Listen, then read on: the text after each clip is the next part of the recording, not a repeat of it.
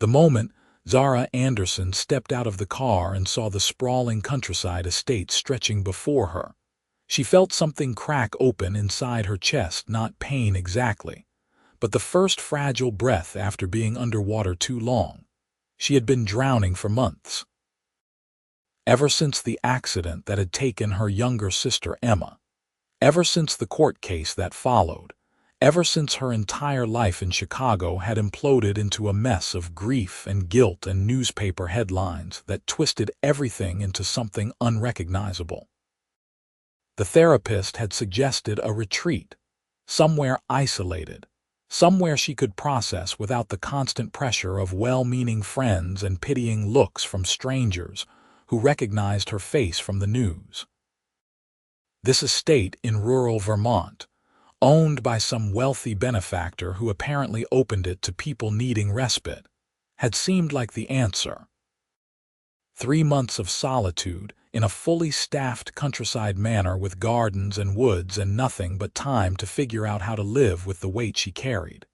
Except when she walked through the massive oak doors, pulling her single suitcase behind her, there was no staff. No housekeeper to greet her, no cook preparing dinner, no groundskeeper trimming the hedges. Just silence and the echo of her footsteps on marble floors. A note waited on the entrance hall table, written in elegant script. "Miss Anderson, welcome. Due to unforeseen circumstances, the staff has been given leave. The estate is fully stocked and prepared for your stay. Everything you need is here. We apologize for any inconvenience." Zara stood in the enormous foyer, surrounded by oil paintings and antique furniture, and laughed. It came out brittle and sharp, bouncing off the high ceilings. Of course this would happen. She had come here to be alone, and now she was more alone than she had bargained for. She explored the house methodically, room by room. The kitchen was indeed stocked, the refrigerator full of fresh food. Her bedroom, she chose one on the second floor with windows overlooking the gardens, was immaculate. The library held thousands of books. The music room had a grand piano that looked like it cost more than her entire college education. It was beautiful. It was perfect. It was exactly what she needed. For 2 days, she saw no one. On the third morning, she woke to the sound of someone chopping wood. Zara pulled on jeans and a sweater, her heart hammering. She had been told she would be alone. She had locked all the doors the first night, had checked every window. Who was outside? She found him behind the house, near the old stone wall that separated the gardens from the woods. He wore dark jeans and a flannel shirt with the sleeves rolled up, and he swung the axe with the kind of easy strength that spoke of real physical labor, not the performative kind men did at fancy gyms. Dark hair fell across his forehead, and even from a distance, she could see the sharp line of his jaw, the broad shoulders, the way he moved with absolute confidence. He looked up as she approached, and their eyes met. For a moment, neither of them spoke. He was handsome in a way that made her forget to breathe properly, not pretty, but striking, with strong features and eyes so dark they were almost black. There was something intense about his gaze, something that made her feel simultaneously seen and safe. "I didn't know anyone else was here," she said finally, wrapping her arms around herself against the morning chill. He set the axe down, wiping his hands on his jeans. "I didn't know anyone else was here either." His voice was deep with a slight roughness to it. "I'm Sebastian York." Zara Anderson. Something flickered in his expression when she said her name, but it passed so quickly she might have imagined it. "I got here 4 days ago," he continued. "I was told the estate would be empty, that I could have it to myself for a few months." "I was told the same thing," Zara said slowly, "except I arrived 3 days ago." They stared at each other. "Someone made a mistake," Sebastian said, "a big one." He picked up the axe again but didn't swing it, just held it loosely at his side. I can leave, find somewhere else.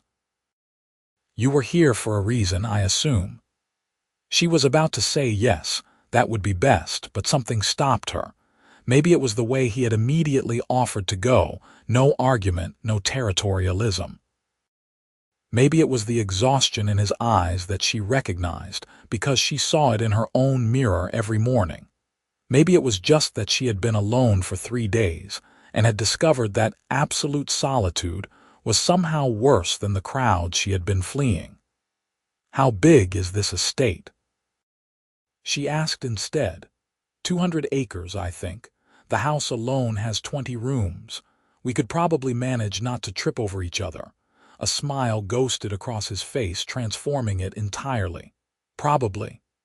Then stay, Zara heard herself say. I mean, if you need to be here, we can just coexist, quietly. He studied her for a long moment, and she had the strangest feeling he was seeing right through her, past the casual words to the desperate hope underneath. Hope that maybe having one other person around, a stranger with his own reasons for hiding, might be easier than being completely alone with her thoughts. Quietly, he agreed. I can do quiet. That was how it started. For the first week, they were like ghosts haunting the same house, passing each other in hallways, nodding in the kitchen. Sebastian spent most of his time outdoors, chopping wood, running the perimeter of the property, fixing things that did not seem broken. Zara claimed the library and the music room, reading and playing piano with fingers that had forgotten most of what she once knew. They did not ask each other questions. They did not share their stories. But slowly, inevitably, proximity bred familiarity. She started making coffee for 2 in the mornings, leaving a cup on the kitchen counter where he would find it. He started bringing in fresh firewood for the library fireplace before she woke, stacking it neatly beside the hearth. Small gestures, unspoken agreements. The first real conversation happened on a rainy afternoon when Zara found Sebastian in the music room, standing in front of the piano with his hands shoved in his pockets, staring at the keys like they held secrets. You play? She asked from the doorway. He turned, and there was something vulnerable in his expression that made her chest tighten. I used to, a lifetime ago. Want to remember? I don't think I can. She walked over and sat on the bench, patting the space beside her. Try. He hesitated, then joined her, his presence solid and warm at her side. She played a simple melody, something her mother had taught her as a child, and then nodded for him to repeat it. His fingers fumbled at first, hitting wrong notes, but then muscle memory seemed to kick in. The melody emerged, halting but recognizable. There, Zara said softly. You remember. Sebastian looked at his hands like they belonged to someone else. My mother taught me, before she died. I haven't played since I was 12. It was the first personal thing either of them had shared. My sister used to sing, Zara said, surprising herself. Badly, enthusiastically. She would belt out pop songs in the shower and wake up the whole apartment.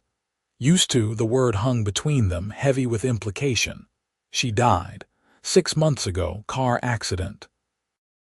Zara kept her eyes on the piano keys. I was driving. She felt rather than saw Sebastian go still beside her. Was it your fault? He asked quietly. No, a drunk driver ran a red light. But I survived and she didn't, and somehow that feels worse than if it had been my fault. At least then there would be a reason. Sebastian was quiet for a long moment. Then, my father died last year, heart attack at his desk. He built an empire and worked himself to death maintaining it, and I was supposed to take over, be him, continue the legacy. But you didn't want to, Zara guessed. I didn't want any of it. The company, the responsibility, the endless meetings and decisions that affected thousands of people. I wanted to paint. I wanted to travel. I wanted a life that was mine. He laughed, but it sounded bitter. Selfish, right? Human, Zara corrected. It sounds human. They sat together at the piano as rain drummed against the windows, two broken people sharing fragments of their pain, and something shifted. The silence between them became comfortable, companionable. They were no longer strangers sharing space. They were two people who understood that sometimes you needed to run away from your life to figure out how to live it. After that, they stopped pretending to avoid each other. Sebastian started joining her for meals, and she discovered he was actually a decent cook. He made pasta from scratch, his hands working the dough with the same competent strength he brought to everything. She made him laugh with stories about her disastrous attempts at adult life before the accident, the string of terrible jobs and worse apartments. "I was a barista at this pretentious coffee shop in Lincoln Park," she told him over dinner one night. "We had to memorize like 40 different drink combinations, and I kept mixing them up.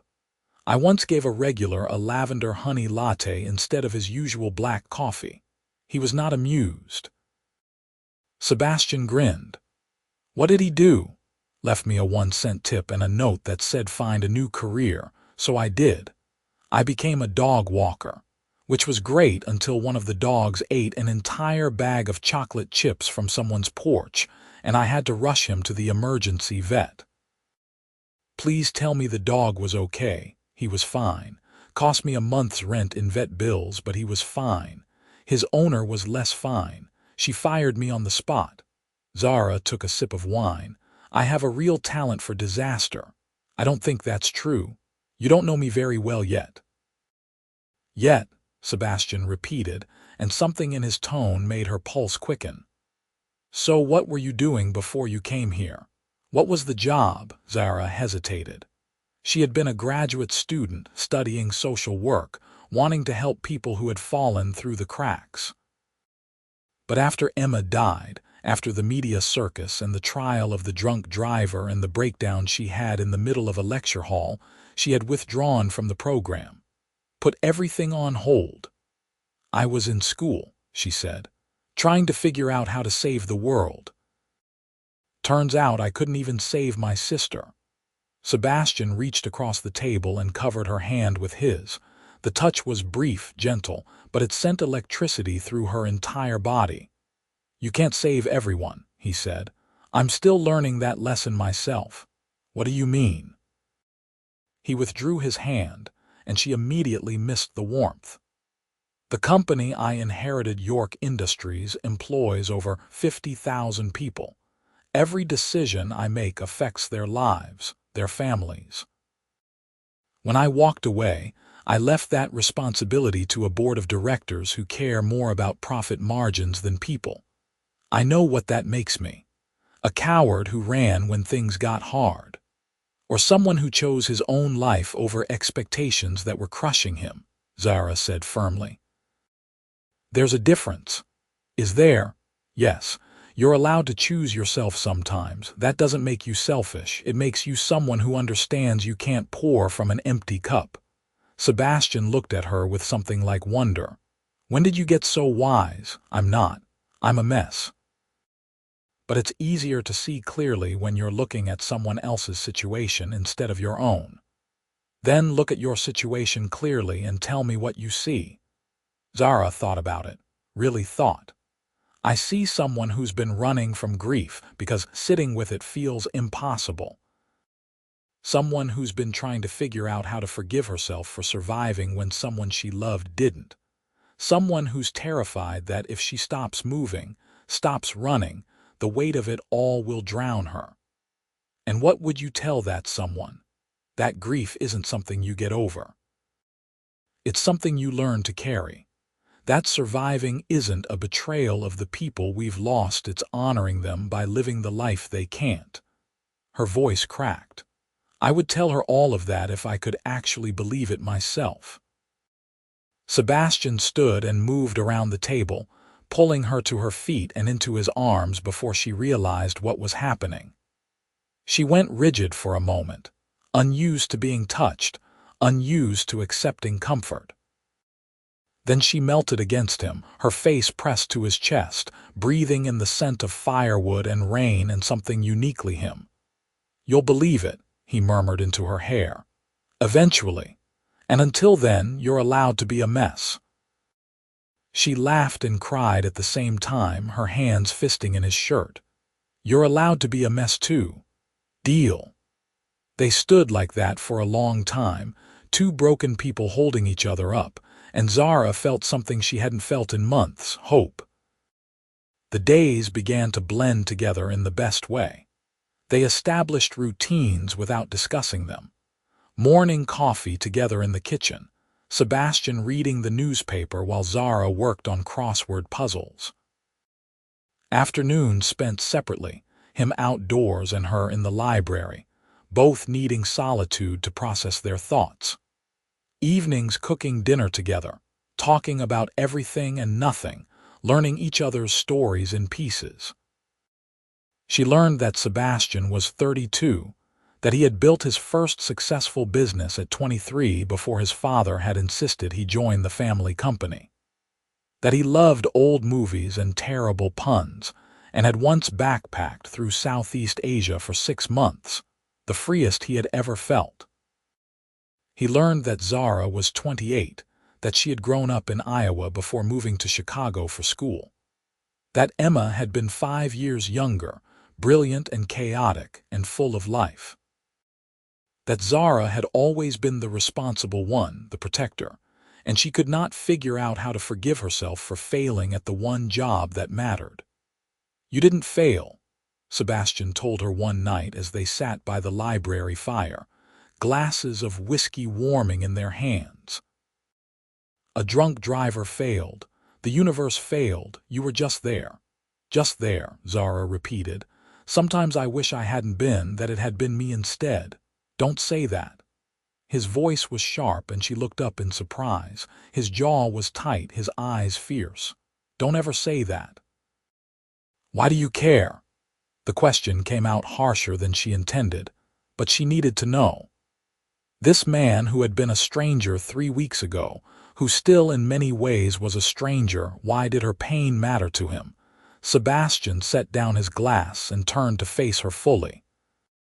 "Because in the 3 weeks I've known you, you've reminded me what it feels like to be alive instead of just existing. Because you laugh at my terrible jokes, and you play piano at midnight when you think I'm asleep, and I can hear you from upstairs. Because you're brave enough to sit with your grief instead of running from it the way I've been running from everything for a year. Because—" He stopped, searching for words. "Because you matter. To me, you matter." The world seemed to stop spinning. "Sebastian," she whispered, "I know this is complicated. I know we're both here because we're broken and trying to heal. I know the timing is probably terrible, but I need you to know that you matter. That if you hadn't been in that car, if you hadn't survived, the world would be less. I would have never met you, and that would have been a tragedy." Tears spilled down her cheeks, and she didn't wipe them away. "I think I'm falling for you, and it terrifies me because I don't know if I'm capable of being what anyone needs right now. I'm not asking you to be anything except yourself." Sebastian reached out and brushed the tears from her face with his thumb, the gesture so tender it made her heart ache. "Whatever that looks like, wherever that leads. I'm just asking you to be here with me, and let whatever this is between us exist without overthinking it to death. I'm an excellent overthinker. I've noticed." She laughed, watery and weak.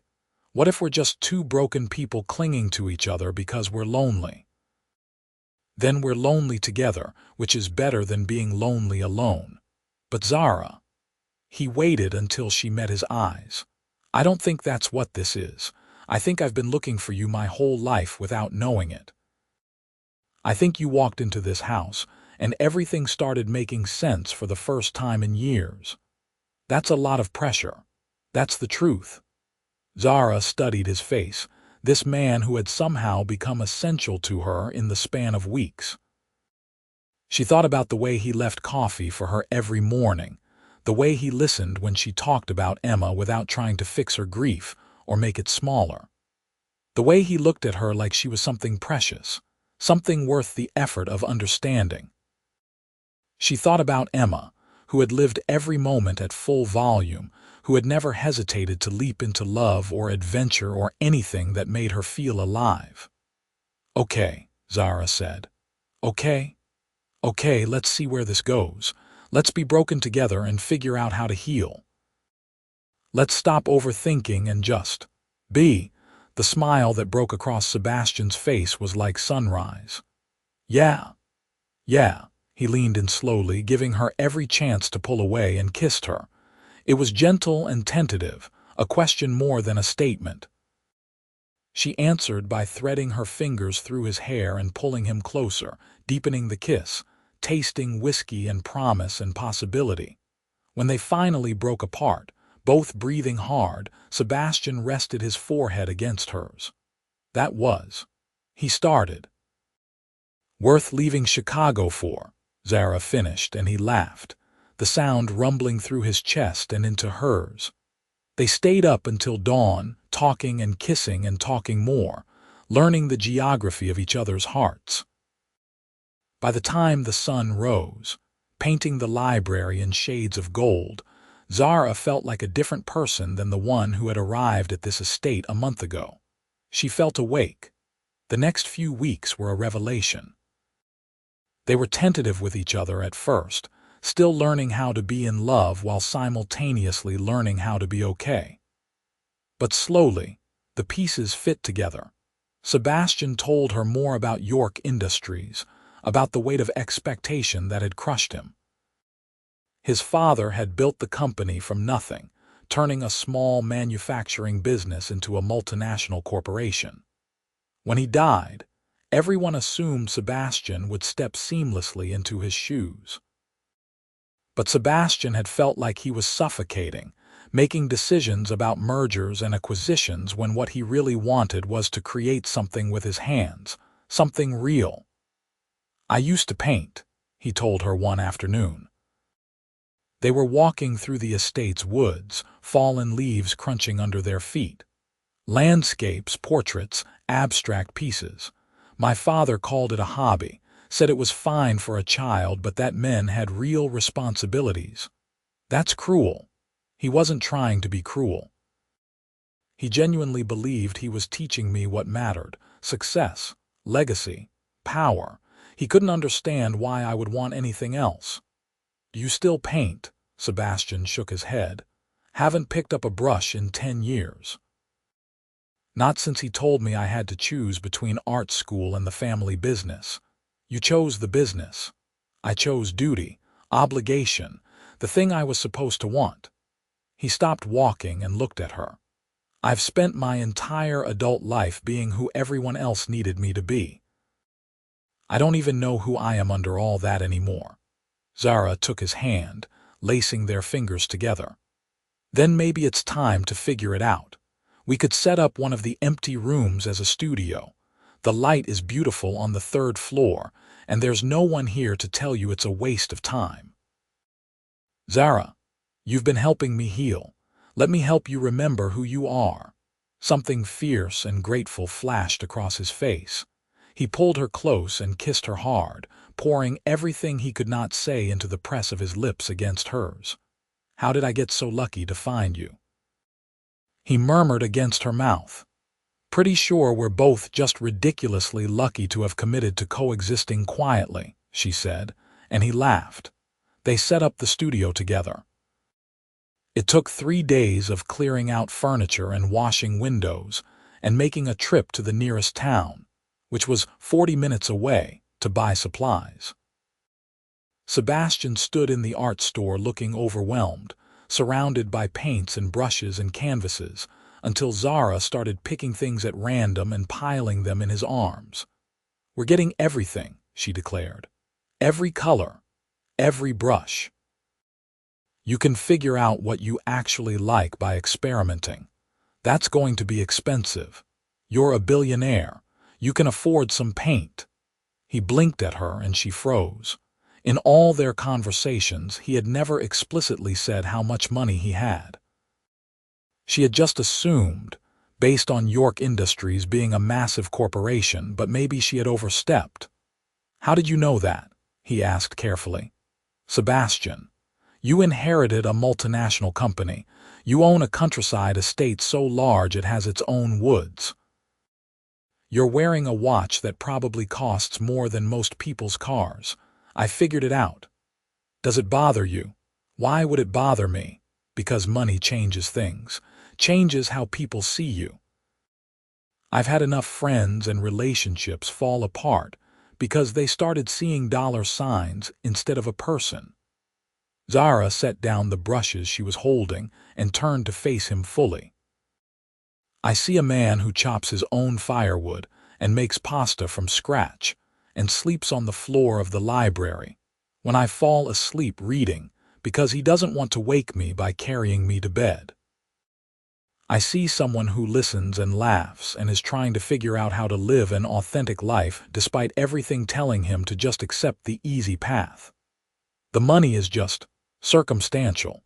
It's not who you are. Sebastian's expression softened. You fell asleep on purpose, didn't you? To see if I'd carry you to bed. Once, maybe twice. You're very comfortable. He shook his head, but he was smiling. You're impossible. You like impossible. I really do. They bought out half the art store. Back at the estate, Sebastian spent hours in his new studio, relearning the feel of a brush in his hand, the way colors mixed and bled. Zara would sit on the window seat and read while he worked, keeping him company without pressure. Sometimes she would look up and catch him staring at her instead of the canvas, and he would grin sheepishly and go back to painting. I'm trying to capture the light in your hair, he explained once. The way it looks when you sit in the sun like that. I haven't figured it out yet. Keep trying. I'll wait. He painted her dozens of times, studies and full portraits, never quite satisfied. She loved each one, saw herself through his eyes, soft and strong and beautiful in ways she had never considered herself. You make me look like someone worth knowing, she told him, studying a portrait where she was laughing, head thrown back, joy captured in brushstrokes. I paint what I see. You see me better than I see myself. Then trust my eyes, Sebastian said, wrapping his arms around her from behind, resting his chin on her shoulder. Because they've never been clearer. But it was not all easy. There were hard days when Zara woke up crying from dreams about Emma, when the grief was so thick she could barely breathe. Days when Sebastian got phone calls from the board of directors demanding his input, pulling him back into the world he had tried to escape, leaving him stressed and angry and distant. One particularly bad day, Zara found him in the study with a glass of scotch and financial reports spread across the desk, his expression dark. They want me to come back, he said without preamble. The company is struggling without solid leadership. Stock prices are dropping. They think I'm being selfish and irresponsible by staying away. What do you think? I think they're right. I think I'm hiding here while 50,000 people's livelihoods hang in the balance. I think I'm a coward. Zara walked over and plucked the glass from his hand, setting it aside. You're not a coward. You're someone who needed time to heal and figure out what you actually want from life. That's not selfish. That's necessary. People are going to lose their jobs if the company fails. The company won't fail. You said yourself you left a competent board in charge. They're trying to manipulate you into coming back because it's easier than actually doing their jobs. Sebastian scrubbed his hands over his face. Maybe, I don't know, I just feel like I'm failing everyone. You're not failing me, Zara said quietly. You're not failing yourself. And anyone who can't see that you've spent your whole life sacrificing what you wanted for what everyone else needed doesn't deserve your guilt. He looked at her with tired eyes. When did you get so good at this? Therapy. And having someone who believes in me even when I don't believe in myself. She held out her hand. Come on. Let's go for a walk. Clear your head. The paperwork will still be there when we get back, but maybe you'll be able to see it more clearly." They walked through the gardens as the sun set, turning the sky brilliant shades of orange and pink. Sebastian held her hand like a lifeline, and slowly she felt the tension drain from his shoulders. "I need to make a decision," he said eventually. "I can't hide here forever." But the thought of going back to that life, of being swallowed by responsibility and expectation, it makes me feel like I can't breathe. Then don't go back to that life. Go back on your own terms. Figure out what you actually want to do with the company, with your position, and do that. You have the power to reshape things. You're not your father, you don't have to do it his way. Sebastian stopped walking and turned to her. "What if I sold it? What if I found buyers who would treat the employees fairly, who would maintain the company culture, and I just walked away?" "Is that what you want?" "I think so. I think I want to paint and travel and build a life that's mine. I think I want to stop carrying a legacy that was never mine to begin with." He paused. "I think I want to do that with you." Zara's heart stuttered. "Sebastian, I know we've only been together for 2 months. I know that's not long enough to make forever plans. But Zara, I have never been more certain of anything in my life than I am about you. About us. You make me want to be brave enough to live the life I've always dreamed of. You make me believe it's possible." "I want that too," she whispered. "But I'm scared. What if I'm not ready? What if my grief is too much? What if I let you down? You won't. And even if you stumble, I'll be there to catch you." That's what this is: 2 people choosing to face life together, with all its messiness and pain and joy. I'm not asking you to be perfect. I'm just asking you to try. With me. Tears streamed down her face, but for the first time in months, they were not tears of loss. They were tears of possibility, of hope, of a future she had not thought she deserved until this man had shown her otherwise. "Okay," she said. "Yes, let's build a life. Let's figure out what that looks like together." Sebastian kissed her as the stars began to appear overhead, and Zara felt something settle in her chest. Something that felt remarkably like peace. The next few months were a whirlwind. Sebastian hired lawyers and consultants to handle the sale of York Industries. It took longer than expected, months of negotiations and meetings conducted via video call from the estate study. But he was methodical and careful, ensuring every employee would be protected, that the company would go to buyers who valued people over just profit. Zara started painting too, discovering she had a talent for watercolors and abstract pieces that captured emotion more than form. They worked side by side in the studio, sometimes in comfortable silence, sometimes with music playing, creating and healing in equal measure. She also started writing about her grief, long journal entries that became essays that became something resembling a memoir. It was painful, dredging up memories of Emma and the accident and everything after. But it was also cathartic, a way of organizing her thoughts and feelings into something she could hold and examine without being destroyed by it. "I think I want to go back to school," she told Sebastian one night.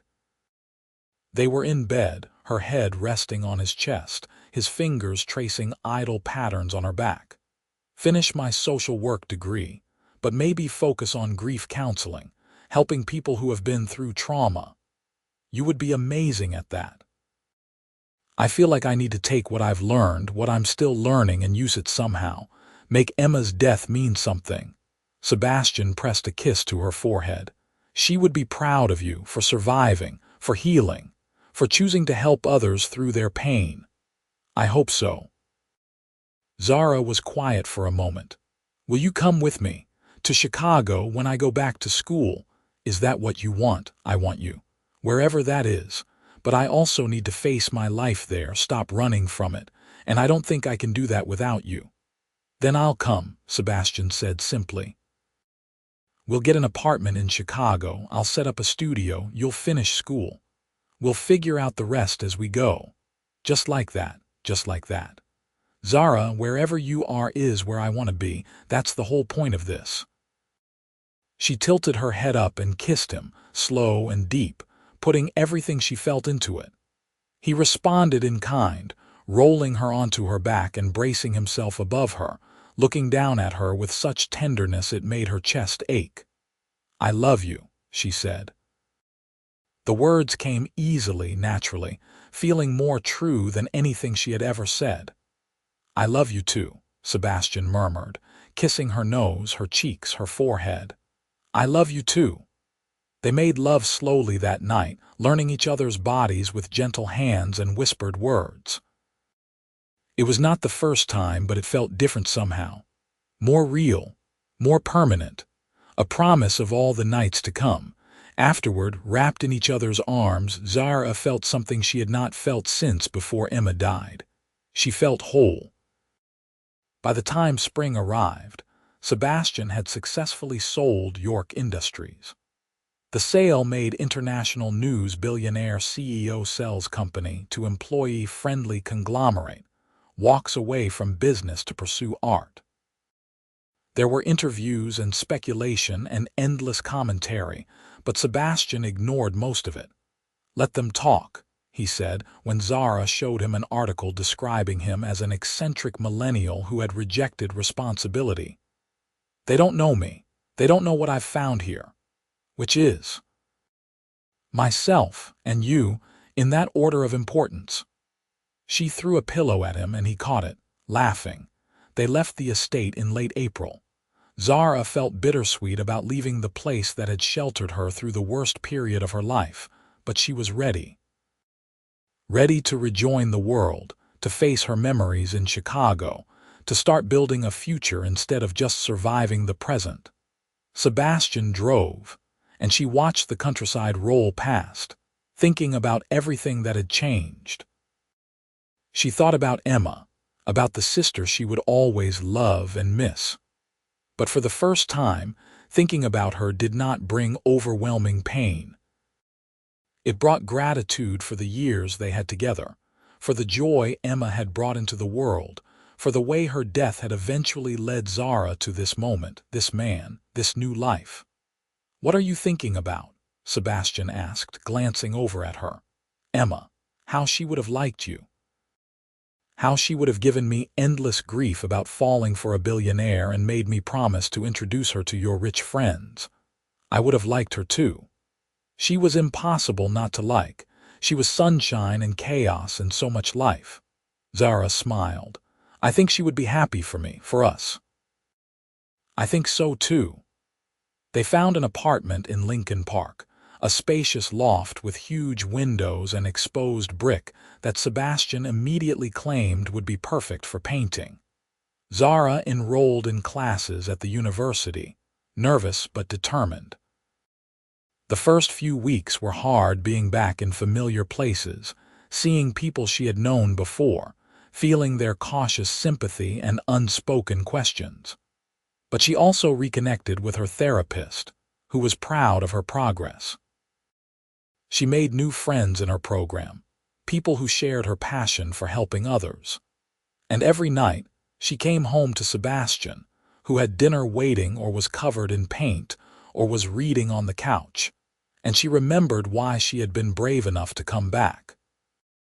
They went to group therapy together, sessions for people dealing with loss and trauma. It helped to hear other people's stories, to realize they were not alone in their struggles. Sebastian talked about the pressure of his father's expectations, about the guilt of walking away from the family business. Zara talked about survivor's guilt and the slow process of forgiving herself for something that was never her fault. "You're both doing remarkable work," their therapist said one session. "Healing is not linear. There will be good days and hard days, but you've built a foundation of love and support that will sustain you through both." Zara reached for Sebastian's hand and he squeezed back. "We're lucky to have found each other," she said. "No," the therapist corrected gently. "You both chose to be vulnerable and open despite your pain. Luck had nothing to do with it. That was all you. 6 months after moving to Chicago, on a cool October evening, Sebastian took Zara back to the countryside estate. It was officially his now. He had purchased it outright when the previous owner decided to sell, unable to resist the sentimental attachment to the place that had changed his life. "I want to show you something," he said as they walked through the familiar gardens, now painted in autumn colors. He led her to the library, their library, where they had spent so many evenings talking and kissing and healing. The room was full of candles, hundreds of them, casting dancing shadows on the walls. And on the mantel above the fireplace was a painting. Zara approached it slowly, her breath catching. It was her, but not just her. It was her and Sebastian together, standing in these very gardens, surrounded by light. She was laughing in the painting, head thrown back, and he was looking at her with such obvious love that it radiated off the canvas. But it was more than just a portrait. Woven into the background were images: Emma's face, smiling; Sebastian's father, stern but with a hint of pride; the estate itself, protective and sheltering. It was a painting about loss and love, about pain and healing, about two people finding each other when they needed it most. "Sebastian," she whispered, "it's beautiful." "It's us," he said, coming to stand beside her. "It's our story, and I wanted to add the next chapter." He dropped to one knee, pulling a small box from his pocket, and Zara's hand flew to her mouth. "Zara Anderson, you walked into my life when I was lost and reminded me what it means to be truly alive. You've been my partner in healing, my best friend, my love. I know we've both been through hell, and I know there are more hard days ahead, but I want to face all of them with you. I want to build a life full of art and love and purpose. I want to honor the people we've lost by living fully, by choosing joy, by being brave enough to commit to forever." He opened the box, revealing a simple but stunning ring. "Will you marry me?" Zara was crying, trembling, but her answer was immediate. "Yes. God, yes." Sebastian slid the ring onto her finger and stood, pulling her into his arms and kissing her deeply. She tasted salt from their combined tears and felt the strength of his embrace and knew with absolute certainty that this was right. "I love you," she said against his lips. "I love you so much. I love you too, always." They got married 6 months later in a small ceremony at the estate. Just close friends and family, Zara's parents, who had flown in from Iowa and cried through the entire ceremony, and a handful of people from their grief support group who had become like family. Emma's picture sat on a chair in the front row, a place of honor. Sebastian had painted the portrait himself, capturing his sister-in-law's vibrant spirit perfectly. Zara wore a simple white dress and flowers in her hair. Sebastian wore a dark suit and could not stop smiling. They exchanged vows they had written themselves, promising to love each other through joy and sorrow, to support each other's dreams, to build a life filled with meaning and art and service. "You saved me," Zara said when it was her turn to speak. "Not because you fixed me or took away my pain, but because you stood beside me and showed me that healing was possible, that I was allowed to be broken and still be worthy of love. You gave me hope when I had none, and I will spend the rest of my life trying to give you the same gift." Sebastian's voice was thick with emotion when he responded. "You taught me what courage really looks like. Not the fake bravery of pretending to have it all together, but the real kind, the kind that means showing up every day even when it's hard, being vulnerable even when it's scary, choosing to love even when you've lost. You are the bravest person I know, and I am honored to be your husband." There was not a dry eye in the room. After the ceremony, they had a small reception in the gardens. As the sun set and stars appeared, Sebastian pulled Zara onto the makeshift dance floor. "Mrs. York," he said, spinning her slowly. That's going to take some getting used to, she admitted. But I like the sound of it. Me too. They swayed together, surrounded by candlelight and love, and Zara felt Emma's presence like a blessing. She imagined her sister here, dancing with abandon, thrilled that Zara had found happiness again. The thought made her smile through her tears. "Thank you," she whispered to the night, to Emma, to the universe that had brought her and Sebastian together. Sebastian kissed her temple. "What are you thanking?" "Everything, for bringing me you, for giving me a second chance at life." "We brought each other," he corrected. Two lost souls who stumbled into the same sanctuary and found each other.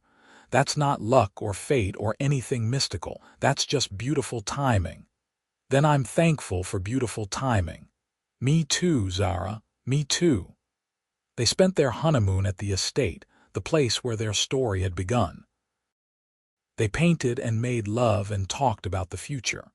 Sebastian wanted to start a foundation supporting young artists who could not afford art school. Zara wanted to open a grief counseling center that offered free services to people who had experienced trauma.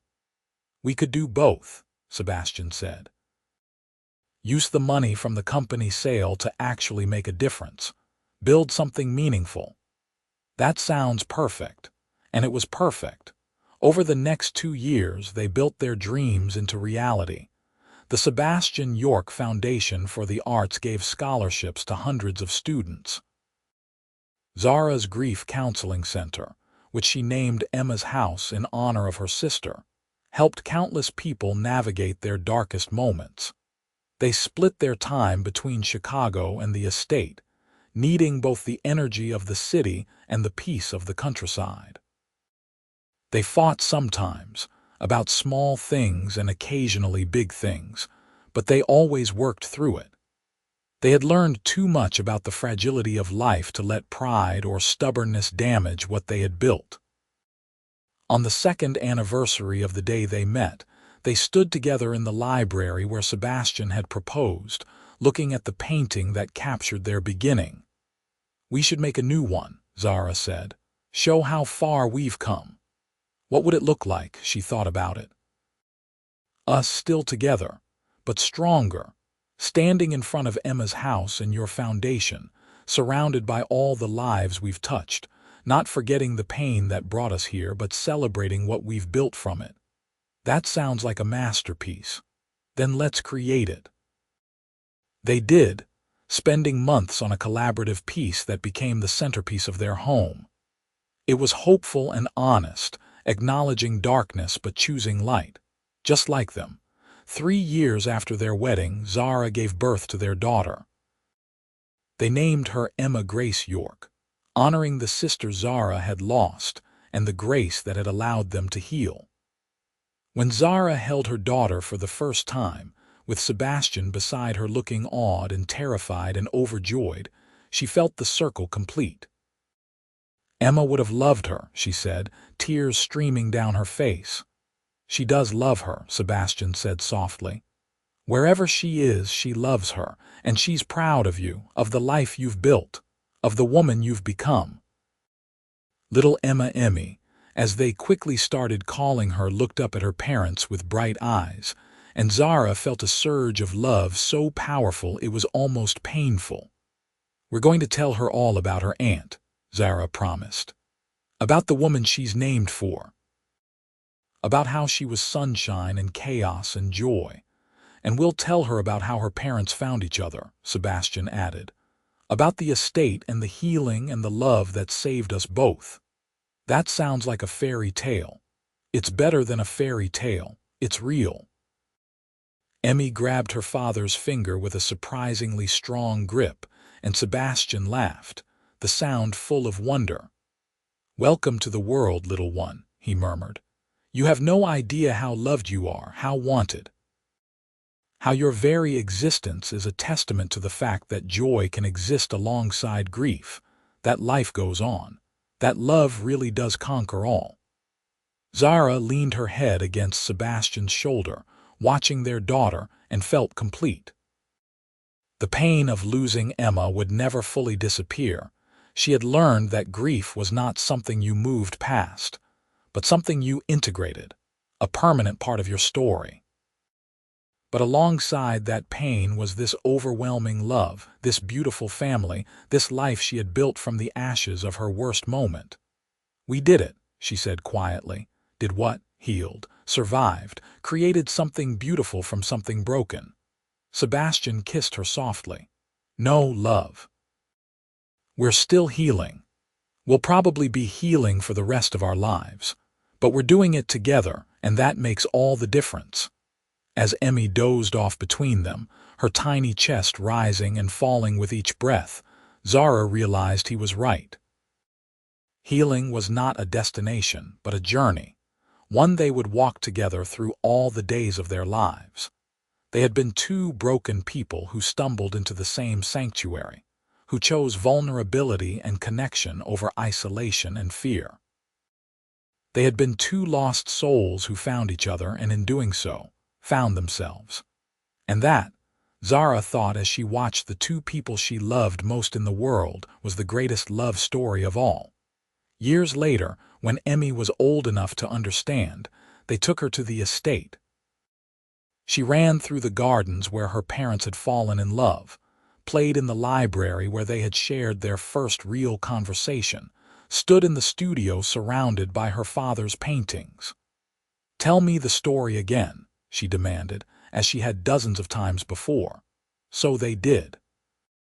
They told her about the mix-up that brought them both to the same place at the same time, about learning to be vulnerable with each other, about choosing to heal together instead of alone, about building a life full of purpose and art and love.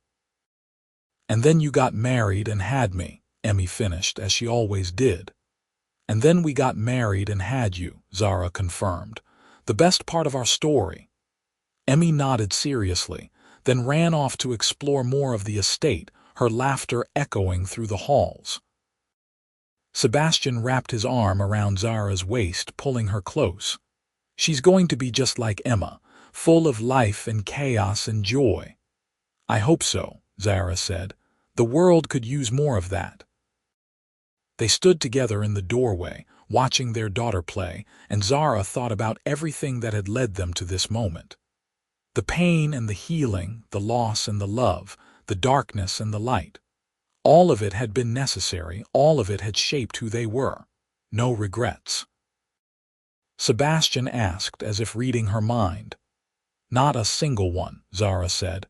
"Everything I've been through, even the worst of it, brought me here, to you, to her, to this life. How could I regret that?" "You couldn't," he agreed, "because this is everything." And it was. They had built a life full of meaning, full of service, full of love. They had honored the people they had lost by living fully, by choosing joy even in the face of grief, by being brave enough to be vulnerable. They had taken their broken pieces and created something whole, something beautiful, something that would last. That evening, after Emmy was asleep, they sat together on the terrace overlooking the gardens. The stars were brilliant overhead, and the air was sweet with the scent of flowers. "Do you remember what you said to me the first day we met?" Zara asked. Sebastian thought back. "I said I could leave, find somewhere else. And I said we could probably manage not to trip over each other in a house with 20 rooms. Best decision either of us ever made, definitely." They sat in comfortable silence, hands linked, watching the stars. Zara thought about the woman she had been when she arrived at this estate, broken, grieving, barely surviving. And she thought about the woman she was now, healed enough to help others heal, strong enough to love without fear, whole enough to know that she was more than her worst moment. "I love you," she said, not for the first time and not for the last. "I love you too," Sebastian replied, squeezing her hand. "Forever."